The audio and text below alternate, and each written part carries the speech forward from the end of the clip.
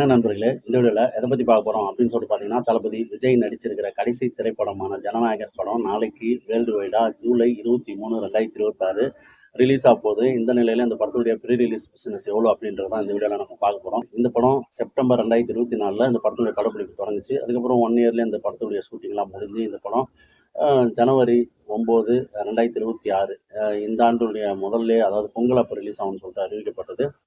இந்த படத்தினுடைய sensor certificate கிடைக்காததால அந்த படம் தள்ளி மார்ச்சுக்கு போச்சு. மார்ச்லயும் சில பிரச்சனைகள் இருந்ததால இந்த படம் மே மாதம் வரும்னு சொல்லிட்டு சொன்னாங்க. மே மாதத்துலயும் சில பிரச்சனைகள்லாம் தாண்டி இந்த படத்துக்கு சர்டிஃபிகேட் கிடைச்சு ஒரு வழியா ஜூலை 23ஆம் தேதி இந்த படம் ரிலீஸ் ஆக போகுது. இதுக்கு முன்னாடியே சில சங்கடமான விஷயங்கள்லாம் நடந்தது. அது என்னன்னு சொல்லிட்டு பார்த்தீங்கன்னா, இந்த படத்தை வந்து எலெக்ஷன் டைமில் நெட்டில் லீக் பண்ணிட்டாங்க. அதனால் முழு படமும் இந்த படம் லீக் ஆனதால் நிறைய பேர் டவுன்லோட் பண்ணி எல்லாருமே கிட்டத்தட்ட பார்த்துட்டாங்க அப்படின்னு சொல்லி சொல்லலாம். இதுவே இந்த படத்துக்கு பெரிய மைனஸ் அப்படின்னு சொல்லி சொல்லலாம்.